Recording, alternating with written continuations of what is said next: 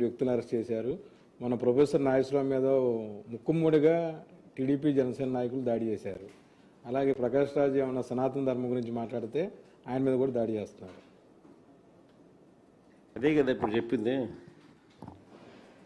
Red book రాజ్యం అనేది, రాజ్యాంగం అనేది జరుగుతూ ఉందని చెప్పడానికి ఎన్ని నిదర్శనాలు. ఈయన ఇక్కడ చేయడమే కాకుండా ఈయన ఇన్ఫ్లుయెన్స్ ఎక్కడెక్కడైతే, ఈయన ప్రాపకం ఎక్కడెక్కడికైతే పెంచగలుగుతాడో అక్కడికక్కడ పెంచి వాళ్ళతో కూడా చేయిస్తూ ఉన్నాడు అన్ఫార్చునేట్గా. అది ఫ్లైట్ ఆఫ్, అందుకనే చెప్పినా కదా హే రామ్ సేవ ఆంధ్ర అని.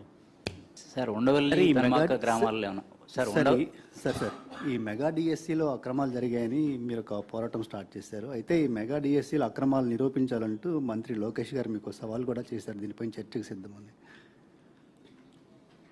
కాదు రమేష్, ఆధారాలతో సహా నేను చూపించినాను, నువ్వు ఉన్నావు. ఎవడు సమాధానాలు, పెద్ద పెద్ద పురుష పదజాలం అవసరం లేదు స్వామి. ఆ సమాధానాలు, ఆ జీవోలు అన్నీ చూపించినాము. ఆ జీవో ఇట్లా నువ్వే ఇచ్చినావు, ఇదిగో జీవో ఇది, జీవో నెంబర్ సో వన్సో, జీవో నెంబర్ సో వన్సో అని సాక్ష్యాలు ఆధారాలతో చూపించిన. నీ చేతనైతే ఇవి కాదు జీవోలు, ఇవి జీవోలు, ఇది వాస్తవాలు, ఇవి కాదు ఇవి అవాస్తవాలు, ఇవి వాస్తవాలు అని చెప్పి చూపించు. ఊరికే అవన్నీ ఏమీ చేయకోకుండా ఊరికే పబ్లిసిటీ కోసము ఊరికే మాట్లాడడం ఎందుకు? దానివల్ల నువ్వు సాధించేది ఏంది? ఇప్పుడు ప్రజలు నువ్వు మాట్లాడేది చూస్తున్నారు, నేను మాట్లాడేది చూస్తున్నారు. ప్రజలు పిచ్చోళ్ళు కాదు. ఎవరెవరు మాట్లాడుతూ ఉన్నారు, ఎలా మాట్లాడుతున్నారు, ఏం మాట్లాడుతూ ఉన్నారు, ఏమేమి ఆధారాలు చూపిస్తూ ఉన్నారు, ఆ ఆధారాలకు సంబంధించిన విషయాలు ఏమిటి అని ప్రజలు గమనిస్తూనే ఉండరు. ఆ ఆధారాలన్నీ చూపించి మాట్లాడితేనే ఆర్గ్యుమెంట్ ఏదైనా కానీ ఎవరైనా కూడా రిసీవ్ చేసుకుంటారు. సో నీ దగ్గర ఆధారాలు ఏదైనా ఉంటే నువ్వు చూపించు. లేదు నువ్వు చెప్పింది తప్పు, ఇదిగో ఇవి ఆధారాలు అని చెప్పి నువ్వు చేతనైతే నువ్వు చూపించు. అప్పుడు నీ ఆర్గ్యుమెంట్ మీద ప్రజలు నమ్ముతారు, ప్రజలు హర్షిస్తారు. అలా చేయకోకుండా ఊరికే నీ బుద్ధిబుడ్డ మాటలు మాట్లాడడం మొదలుపెట్టి ఇష్టం వచ్చినట్టు మేము ఇప్పుడు నా ప్రెస్ మీట్ ఇప్పుడు అయిపోయింది, ఒక్కటి కూడా అబద్ధం చెప్పలా, అన్ని ఆధారాలతో సహానే చూపించినాను. కానీ రేపొద్దున అవతల తెలుగుదేశం వాళ్ళు ప్రెస్ మీట్ పెడితే ఏం చేస్తారు? ఇంకా ఇష్టం వచ్చినట్టుగా తిట్లు, జగన్ అట్ట ఆయనట్ట ఈయనట్ట. వాటికి సంతోషం, వాడు వీడు అనకపోతే అటు సంతోషపడాలి, లేకపోతే అవి కూడా కలుపుతారు, కలిపి ఇష్టం వచ్చినట్టుగా మాట్లాడతారు. ఎన్ని కొత్త ముందు రోజు చూస్తూనే ఉన్నాను.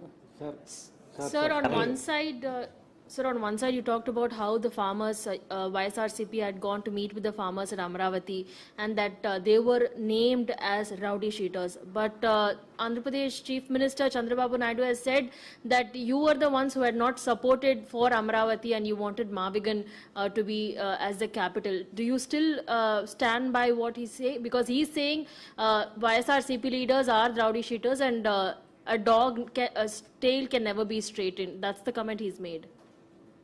Yeah, my next election would be fought on the battle Mavigan versus Amravati. Yes, we would stand by it. We are for Mavigan. Everybody who is for Mavigan will vote for YSRCP. Everybody who is for Amravati will vote for Chandrababu. We will stand by it. We will make it an election issue for them. We'll put it up in the manifesto also. Mavigan, YSRCP. We will stand by it. Let's see how people will vote. Sir కొద్దిసేపు క్రితం నాగరాజు న్యాయమూర్తి ముందు ప్రవేశపెడితే తనను చంపడానికి police ఉన్నతాధికారులందరూ కూడా ప్రయత్నిస్తున్నారని statement ఇచ్చారు. CI Nagaraju, ఎవరైతే సాయికృష్ణ కేసుకు సంబంధించి ప్రధాన సస్పెండ్ అయిన సిఐ, తనను చంపేస్తారని చెప్పేసి న్యాయస్థానంలో చెప్పారు. నాగరాజును చంపేస్తారా? కమిషనర్ చంపేస్తాడా? ఎవరైనా పోలీసు ఉన్నతాధికారులు తనను చంపేస్తారు స్వామి. ఈ ప్రభుత్వంలో ఏమైనా జరగచ్చు. అందుకనే అనే కదా హే రామ్ సేవ ఆంధ్ర అంటే. అందుకనే సార్ ఉండవల్లి పెనుమాక ఈ ల్యాండ్ ఎక్విజిషన్ సంబంధించినటువంటి గ్రామాల్లో మీరు పర్యటించే అవకాశం ఏమైనా ఉంటుందా? సార్ నేను ఇక్కడ ఈ ఉండవల్లి ల్యాండ్ ఇష్యూస్ జరుగుతుంది సార్, ల్యాండ్ ఎక్విజిషన్ రైతులకు సంబంధించి మీరేమన్నా మీరు పర్యటించే అవకాశం ఏమైనా ఉంటుందా? సార్ నేను ఇక్కడ